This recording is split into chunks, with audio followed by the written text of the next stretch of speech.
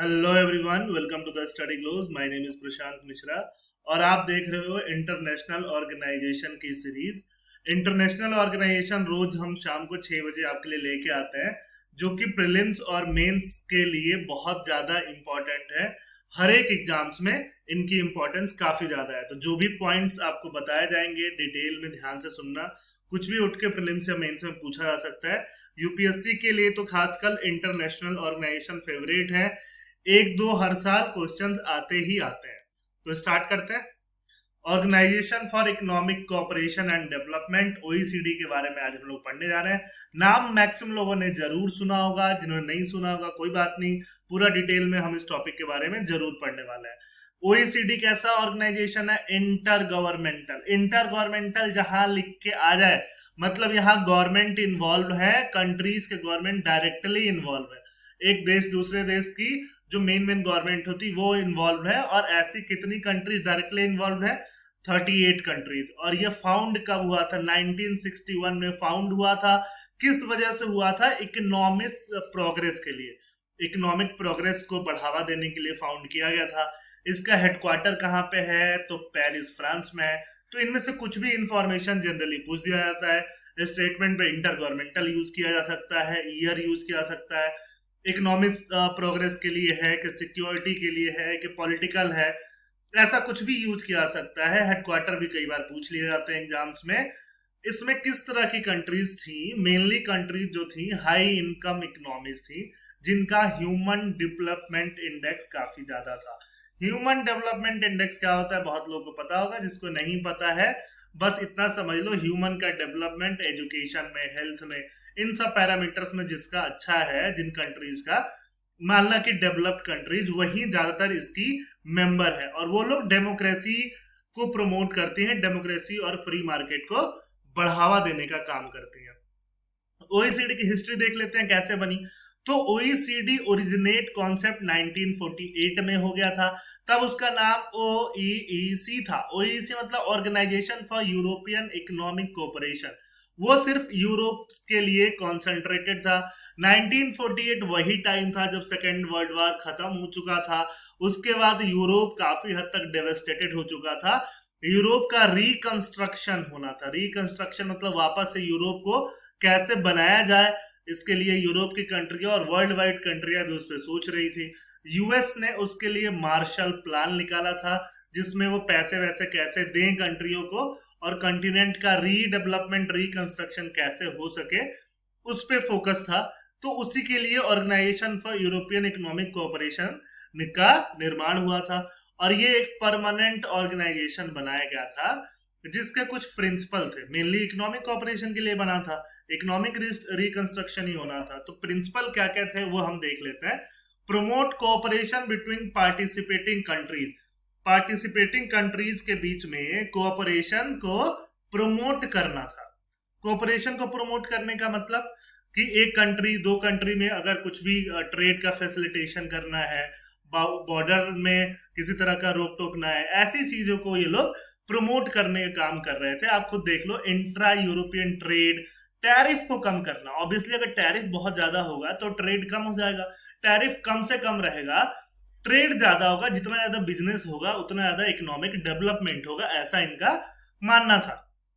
और साथ साथ में कस्टम यूनियन या फ्री ट्रेड एरिया बनाना। फ्री ट्रेड मतलब कि वापस से टैरिफ बिल्कुल मिनिमम हो, आराम से इधर से उधर, उधर से उधर सीमलेस डिलीवरी ऑफ गुड्स हो सके, मूवमेंट हो सके, बेटर यूटिलाइजेशन ऑफ लेबर हो सके। तो ये सब प्रिंसिपल पे ये लोग काम करते थे। बाद में इसमें यूएसए और कनाडा और आके ज्वाइन हो गए और इसका नाम ओईसीडी हो गया 1961 में। तो 1961 अभी क्या चल रहा है? 2021। तो ये लोग कितने साल के हो गए? 60 ईयर्स के। तो 60 साल अपना ये लोग मना रहे हैं। और जब इनका वेबसाइट ओपन करोगे तो इनके अबाउट में देखोगे तो मेन काम क्या है, किस चीज के लिए फंक्शन करते हैं? Together we create better policies for better life. ये मानते हैं कि ऐसी पॉलिसीज बनाते हैं, कंट्रियों को हेल्प करते हैं अच्छी पॉलिसीज बनाने में, जिससे कि लाइफ बेटर हो सके, सबकी, पूरे वर्ल्ड की लाइफ क्या हो सके? बेटर हो सके। इसका ये लोग इसके लिए काम करते हैं। ठीक है, किन किन एरियाज में काम करते हैं? सारे, मैक्सिमम जितने भी इंपॉर्टेंट एरियाज हैं सब में ये लोग काम करते हैं, एग्रीकल्चर में, फिशरीज में, chemical safety and bio safety में, कॉम्पिटिशन्स में, कॉरपोरेट का गवर्नेंस कैसे करना है, करप्शन कैसे प्रिवेंट करें, digital development, finance, environment, employment, education, economy के लिए तो है ही, सस्टेनेबल डेवलपमेंट, हेल्थ, सब सेक्टर पे ये लोग काम करते हैं। आजकल के नए जो भी साइंस एंड टेक्नोलॉजी पे भी सेक्टर्स हैं, गवर्नेंस पे हैं, रूरल अर्बन डेवलपमेंट पे, एंटरप्रेन्योरशिप, इनोवेशन, सब टैक्स और ट्रेड, सारे टॉपिक्स यहाँ पे देख रहे हो, मेजर मेजर टॉपिक्स लिखे हुए हैं जिस पे ये लोग काम करते हैं। अब बात ये आती है, ये लोग इतने टॉपिक्स पे काम करते हैं तो कैसे करते हैं और क्या क्या काम इन लोगों ने अभी तक किया है। तो ये लोग एक नॉलेज प्रोवाइड करते हैं। नॉलेज कैसे प्रोवाइड करते हैं? जो भी कंट्रीज हैं उनको डेटा वगैरह रिसर्च करके प्रोवाइड करते हैं, जिससे कि कंट्रियों की जो पॉलिसी है, पॉलिसी डिसीजन इंप्रूव होता है। ये लोग क्या करते हैं, 500 से भी ज्यादा मेजर रिपोर्ट्स और सर्वे इनकी बाकी कंट्रियां यूज करती हैं। 5 बिलियन से ज्यादा डेटा वगैरह ये लोग पब्लिश करते हैं, रिलीज करते हैं, जिसकी कंट्रियां क्या करती हैं, यूज करती हैं। अब मान लो हेल्थ से रिलेटेड कोई डेटा आया, यहाँ पे हेल्थ में मान लो कि प्राइमरी हेल्थ बहुत डिसमल है, उसके अलावा मान लो कि न्यूनेटाल मोर्टेलिटी जो है वो ज्यादा है, ये ऐसे कुछ कुछ डेटा निकालेंगे किसी कंट्री स्पेसिफिक, किसी रीजन स्पेसिफिक, किसी प्लेस स्पेसिफिक। तो उस प्लेस की जो कंट्री होगी वो क्या करेगी, इनके डेटा को देखेगी और ऐसे पॉलिसीज बनाएगी जिससे उनके हेल्थ क्या हो, इम्प्रूव हो। और साथ साथ में इनके डेटा वगैरह को पार्लियामेंट्स में भी डिबेट किया जाता है। इंडियन पार्लियामेंट्स भी बोल लो या किसी भी पार्लियामेंट में अगर होगा ये, अगर मान लो किसी कंट्री का पुअर परफॉर्मेंस ये लोग डेटा रिलीज करके दिखाते हैं, तो वहां की अपोजिशन की पार्टी क्या होगी, वो मुद्दा पिक करके पार्लियामेंट में आएंगी, पार्लियामेंट में उस पर बेटर पॉलिसीज फॉर्म होगी, मीडिया में वो पॉलिसी दिखाया जाएगा, मीडिया में वो सारे डेटा वगैरह रिसर्च पर दिखाए जाएंगे। किस किस चीजों में ये लोग काम करते हैं, इकोनॉमिक, इन्वायरमेंटल, सोशल, इन सारे चीजों पे ये लोग लीडरशिप प्रोवाइड करने का काम करते हैं, एंटीसिपेट करते हैं कि फ्यूचर में क्या होगा, और उसी हिसाब से गवर्नमेंट्स को रिक्वेस्ट करते हैं स्पेसिफिक कंट्री के वाइज। हर कंट्री की स्पेसिफिक रिक्वायरमेंट है, तो कोई कंट्री बोलती है कि हमारे यहाँ रिसर्च करके बताओ कि हमारे इन्वायरमेंटल रिक्वायरमेंट्स क्या हैं, कैसे हम अपने इन्वायरमेंटल कंसर्न्स को इम्प्रूव कर सकते हैं, कैसे इकोनॉमिक कंसर्न इम्प्रूव कर सकते हैं। तो ये लोग डेटा रिसर्च करके उस कंट्री को रिपोर्ट करते हैं, ये सारे काम करते हैं। और इंटरनेशनल पॉलिसी जो भी है उसको गाइड करते हैं ग्लोबल फोरम्स में। G20 के वर्क में इनका रिसर्च सीधे सीधे रिफ्लेक्ट होता है। G20 आपको पता है 20 जो नेशंस है इकोनॉमिक बड़े बड़े, उनका क्या है, ग्रुप है। इसके बारे में मैं अलग से वीडियो बाद में बना दूंगा। G7 कंट्रीज पे भी करते हैं, एपेक, ये सारे ये भी ग्लोबल ऑर्गेनाइजेशन है। ये सीरीज में आगे सबके बारे में मैं वीडियो बनाऊंगा, अफ्रीकन यूनियन के बारे में भी बनाऊंगा।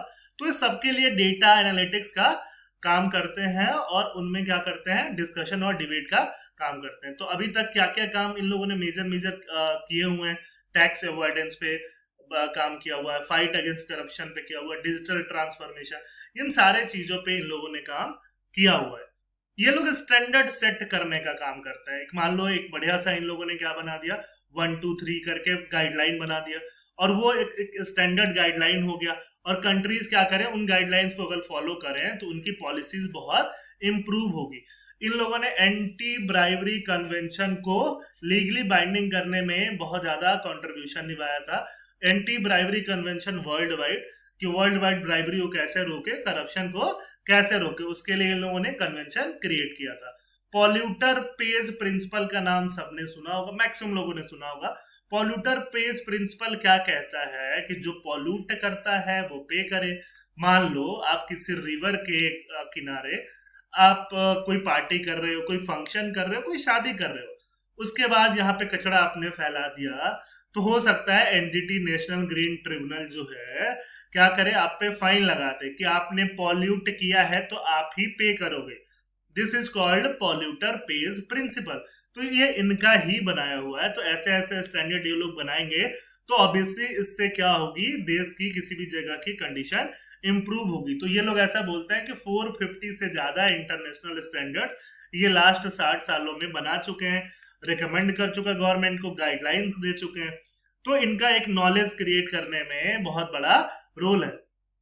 एजुकेशन को लेके स्पेसिफिक इनका एक प्रोग्राम है जिसको बोलते हैं इंटरनेशनल स्टूडेंट्स असेसमेंट।